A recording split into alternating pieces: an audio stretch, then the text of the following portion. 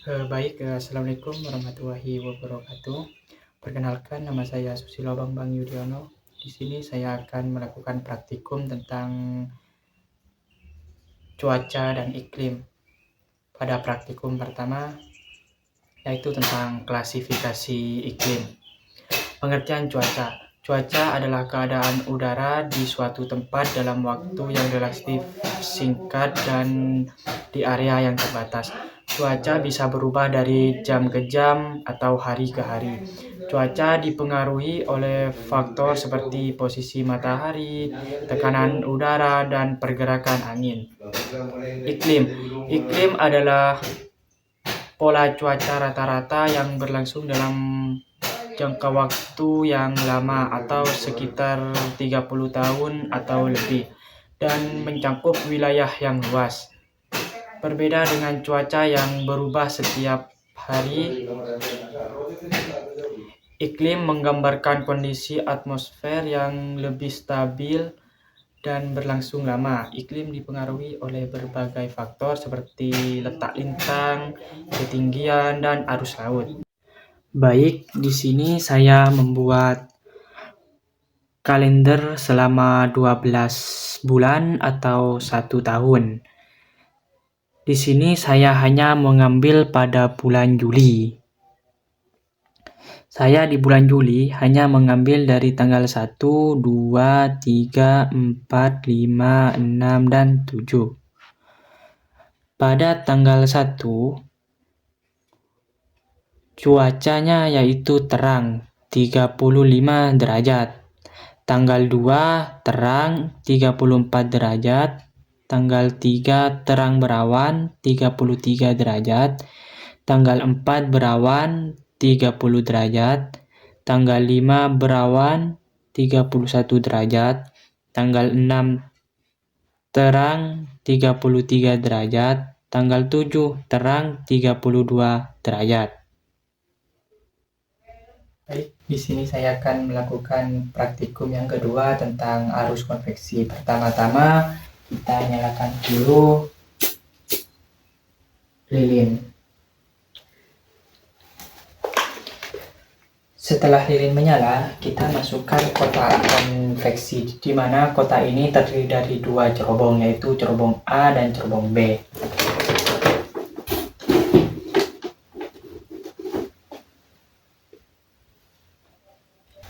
Setelah itu, kita bakar kertas supaya menghasilkan asap yang banyak.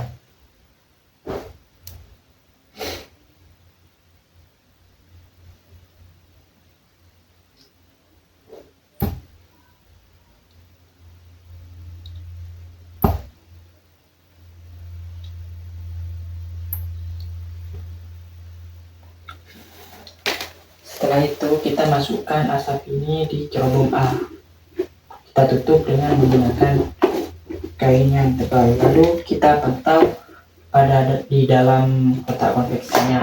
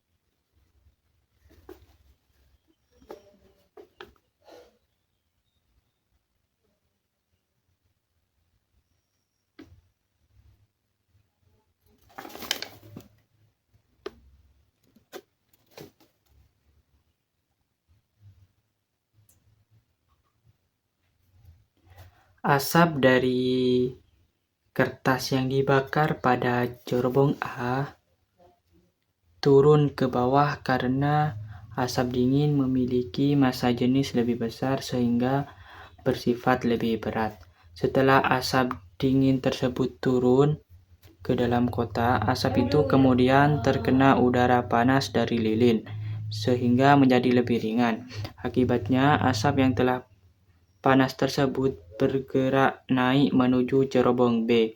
Perbedaan massa jenis antara asap dingin dan asap panas inilah yang menyebabkan terjadinya arus konveksi di dalam kota.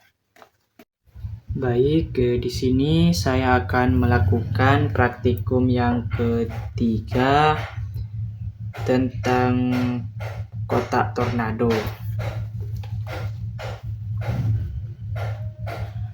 Pertama-tama kita nyalakan kompor listrik terlebih dahulu.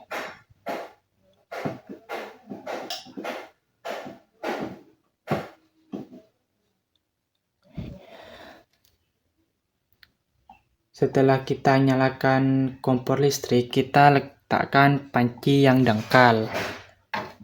Lalu kita masak air.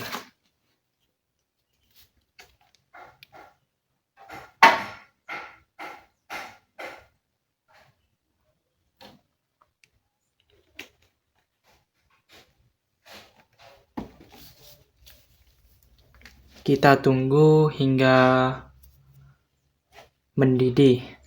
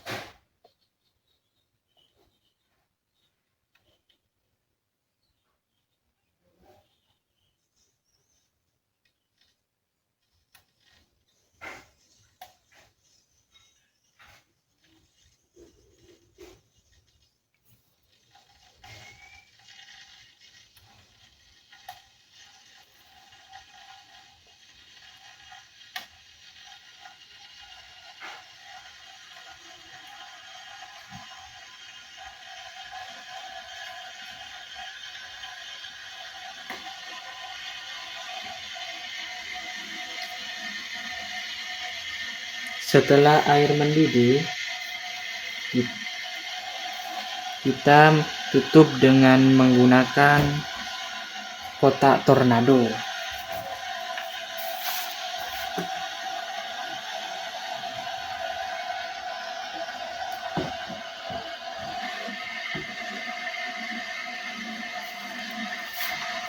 Setelah kita tutup, lalu kita senter pada bagian jendela yang satunya.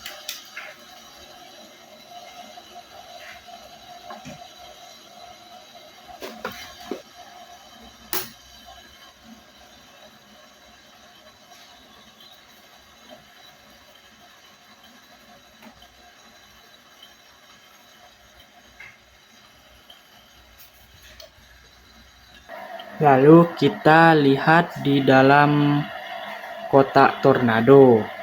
Uap air seperti awan di atas air mendidih. Udara yang masuk lewat slot membuat pusaran kecil seperti mini tornado.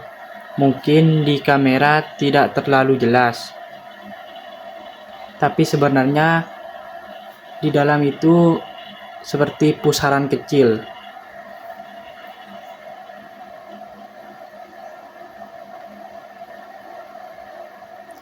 Tornado mini ini dapat terjadi karena udara panas dari air yang mendidih naik ke atas, sementara udara yang lebih dingin masuk melalui celah-celah di sudut kotak. Pertemuan kedua aliran udara tersebut menyebabkan udara berputar-putar dan membentuk pusaran seperti tornado.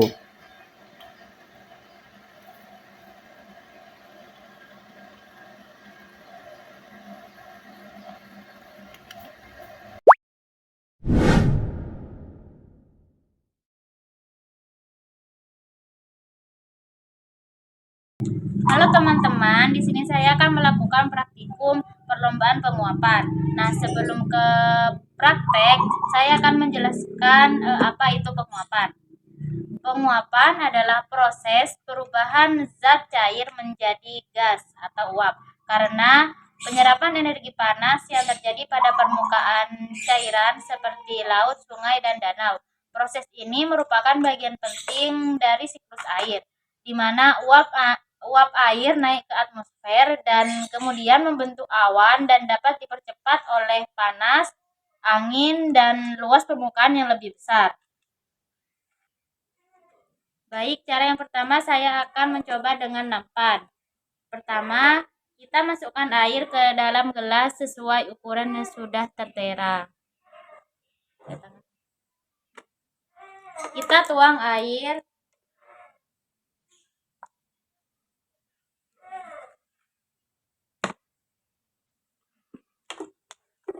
Lalu kita masukkan ke dalam nampan yang sudah tersedia.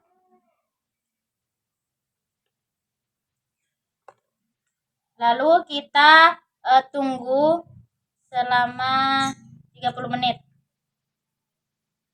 Baik, air yang sudah kita diamkan di nampan, kita tuang lagi ke dalam gelas ukur. Kita lihat apakah airnya berkurang atau tidak.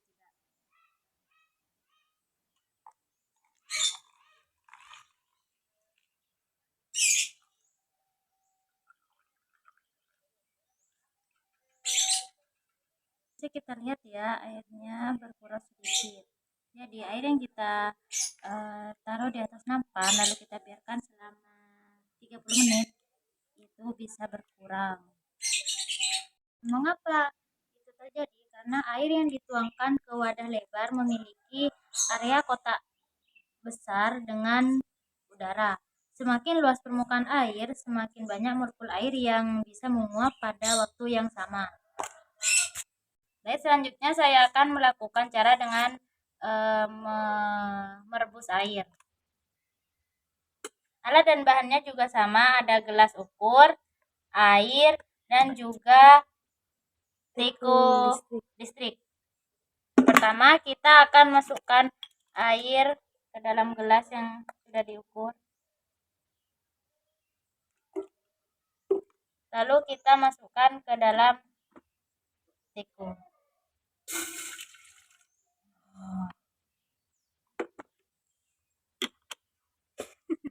Lalu kita tunggu sampai air tersebut mendidih. Kita bisa melihat ini airnya sudah menguap jika kita rebus.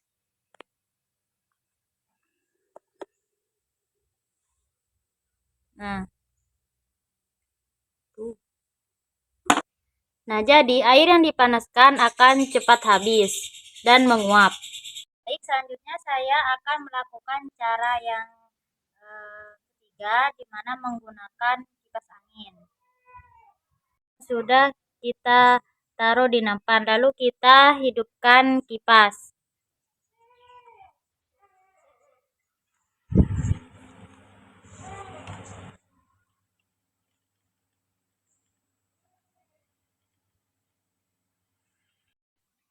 Lalu setelah itu kita tuang lagi ke dalam gelas ukur.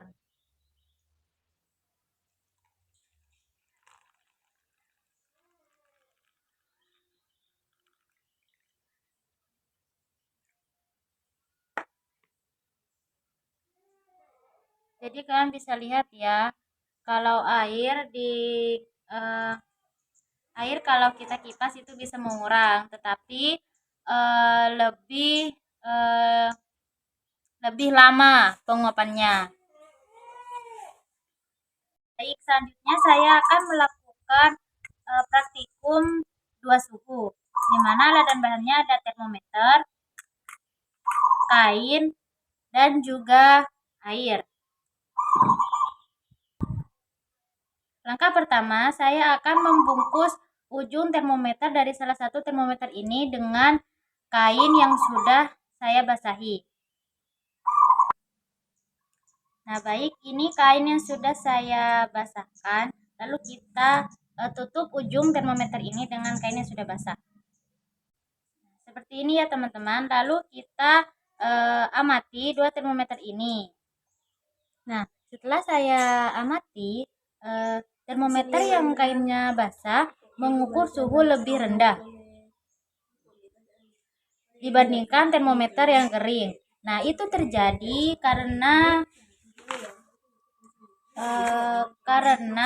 air pada kain ini menguap. Air tersebut menyerap panas dari lingkungan sehingga termometer menjadi lebih dingin. Jadi penguapan menyebabkan pendinginan. Halo teman-teman, di sini saya akan melakukan praktikum titik embun, di mana alat dan bahannya yang pertama ada gelas, ada air, termometer, dan es batu. Langkah pertama, kita akan mengisi air ke dalam gelas ini.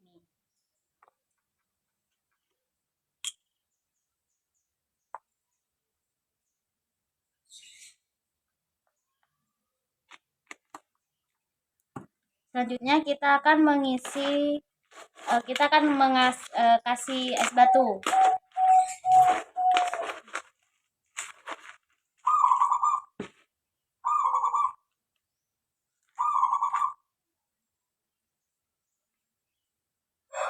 Lalu kita masukkan termometer.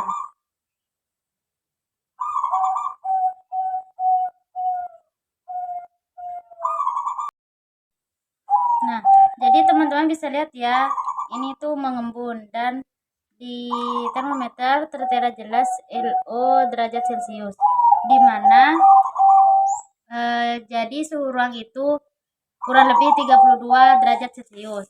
Ini menunjukkan bahwa embun terbentuk ketika permukaan gelas menjadi cukup dingin, sehingga uap air di udara mengembun, dan embun bisa berbeda setiap hari tergantung kondisi udara. Terakhir, di sini saya akan menjelaskan konveksi kontradiksi. Pada bagian ini, saya menjelaskan teori konveksi dan alasan mengapa daerah dengan ketinggian lebih tinggi cenderung lebih dingin. Nah, permukaan bumi menyerap panas dari matahari, kemudian memanaskan udara di atasnya. Udara panas yang lebih ringan akan naik ke atmosfer. Saat naik ke ketinggian yang lebih tinggi, tekanan udara menurun sehingga udara tersebut mengalami pendinginan. Dengan demikian, puncak gunung lebih dingin bukan karena jauh dari permukaan bumi, tetapi karena udara yang naik mengalami penurunan suhu akibat penurunan tekanan udara. Hal ini yang dikenal sebagai proses konveksi. Terima kasih.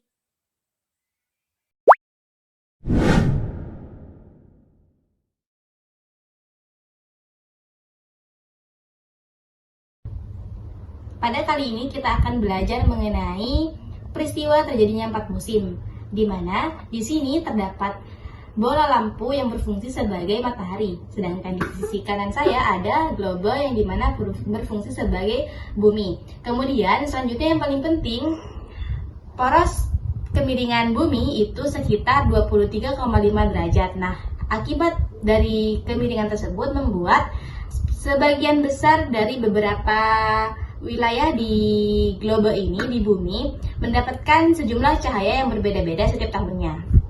Kemudian, ketika globe bergerak mengelilingi bola lampu, terjadi 4 posisi musim, di mana posisi pertama yaitu pada bulan Juni, sekitar tanggal 21 Juni, belahan bumi utara lebih condong ke matahari sehingga menyebabkan musim panas di bagian utara, sedangkan di bagian selatan itu terjadi musim dingin karena tidak mendapatkan cahaya matahari dengan sempurna.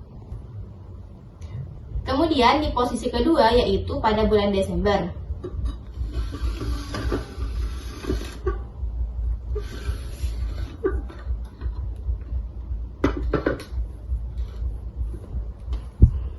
Terjadi musim dingin karena pada bagian belahan selatan mendapatkan cahaya sinar matahari lebih daripada bagian utara. Pada posisi ketiga yaitu pada bulan Maret. Pada bulan Maret, pada tanggal 21 Maret, kemiringan bumi tidak condong ke matahari, tidak juga menjauh dari matahari. Akibatnya, utara dan selatan menerima cahaya hampir sama banyak. Inilah yang disebut musim semi di utara dan musim gugur di selatan. Selanjutnya yaitu posisi terakhir pada bulan September.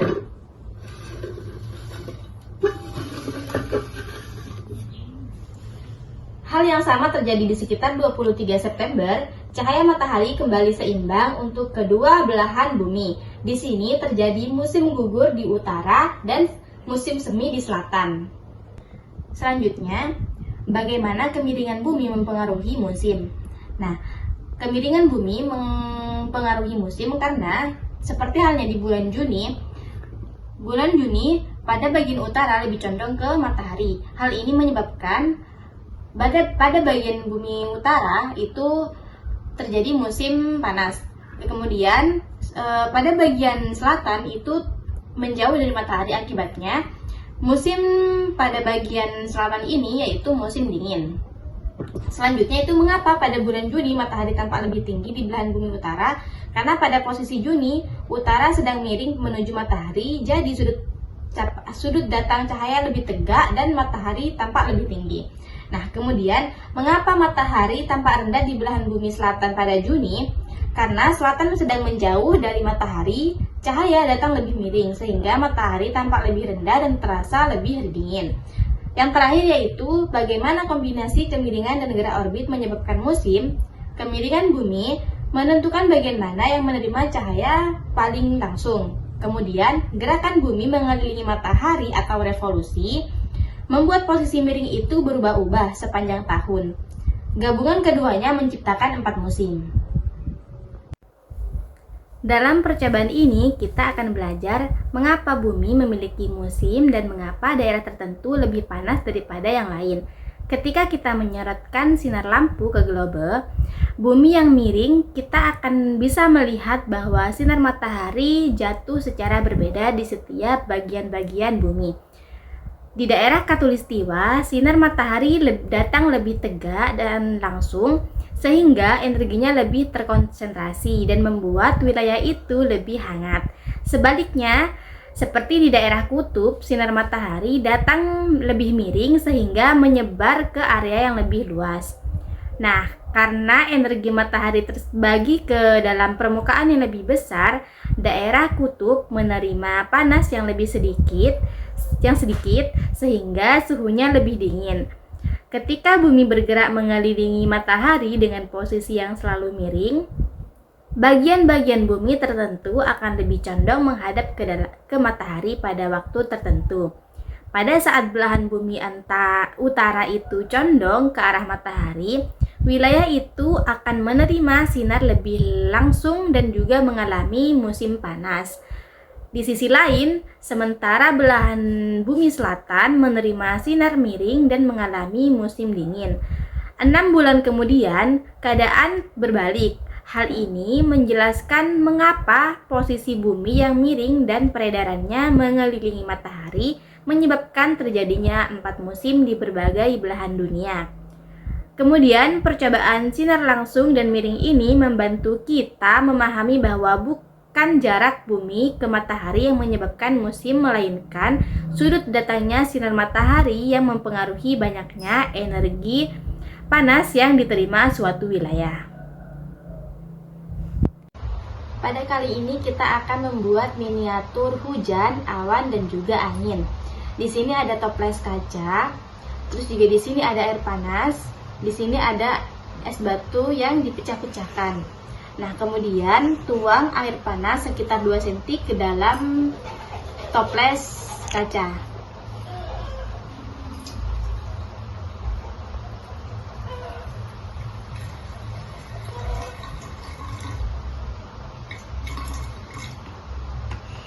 Setelahnya langsung tutup toples menggunakan piring yang sudah berisi es batu yang kecil-kecil di dalamnya.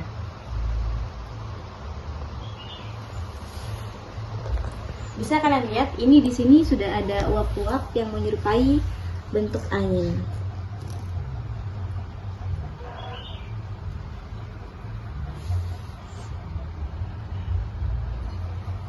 Mengapa ada uap di dalam toples atau pembentukan awan? Karena lihat pada bagian toples ini, di sana ada air panas, di mana ketika air dipanaskan udara hangat naik ke atas. Nah, pada saat naik, udara hangat ini membawa uap air yang sangat kecil dan tidak terlihat. Nah, fenomena ini disebut penguapan. Kemudian inilah awal terbentuknya awan. Selanjutnya, mengapa uap berubah menjadi titik-titik air? Karena di bagian isi toples kita menaruh piring berisi es batu di dalamnya. Nah, bagian atas toples menjadi dingin ketika uap air yang hangat bertemu dengan yang tadi naik itu menyentuh bagian yang dingin. Uap itu akan berubah menjadi titik-titik air kecil. Nah, proses ini disebut mengembun atau kondensasi. Nah, inilah yang terjadi ketika awan terbentuk di langit. Awan sebenarnya adalah kumpulan titik-titik air yang sangat kecil.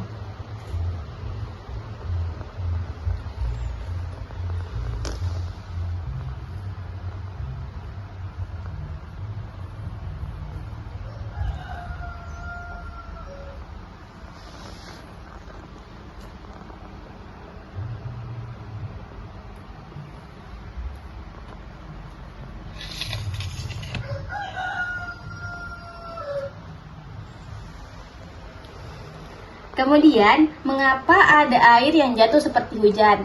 Nah, proses ini disebut proses hujan. Kenapa? Setelah uap berubah menjadi titik-titik air kecil seperti yang ada di toples ini, lama-kelamaan titik-titik itu menjadi semakin banyak dan juga semakin berat. Nah, ketika beratnya tidak bisa lagi ditahan, kemudian titik-titik air tersebut akan jatuh ke bawah sehingga menyerupai bentuk hujan. Nah, di dalam toples kita bisa lihat nih, air yang menetes seperti hujan di atmosfer maupun sama ketika awan penuh oleh air dan kemudian terjadilah hujan. Namun proses ini sedikit memerlukan waktu karena proses ya itu.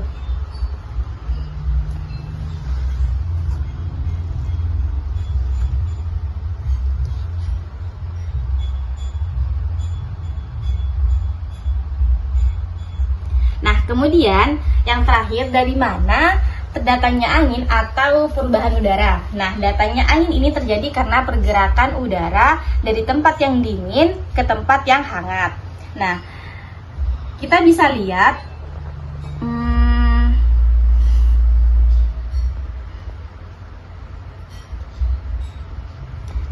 lihat bagian bawah toples yang hangat, kemudian bagian toples yang dingin. Udara hangat naik, udara dingin turun. Nah, pergerakan naik turun ini membuat udara bergerak. Nah, gerakan udara inilah yang disebut dengan angin. Nah, di alam, angin terbentuk karena bagian permukaan bumi yang lebih panas dan juga ada yang lebih dingin. Ini membuat udara tetap bergerak, terus bergerak.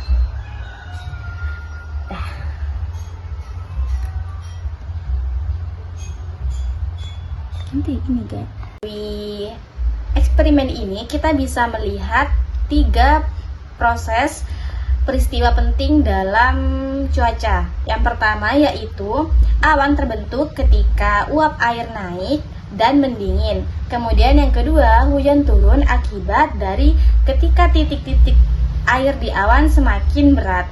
Kemudian yang terakhir yaitu angin terjadi karena udara hangat naik dan udara dingin turun.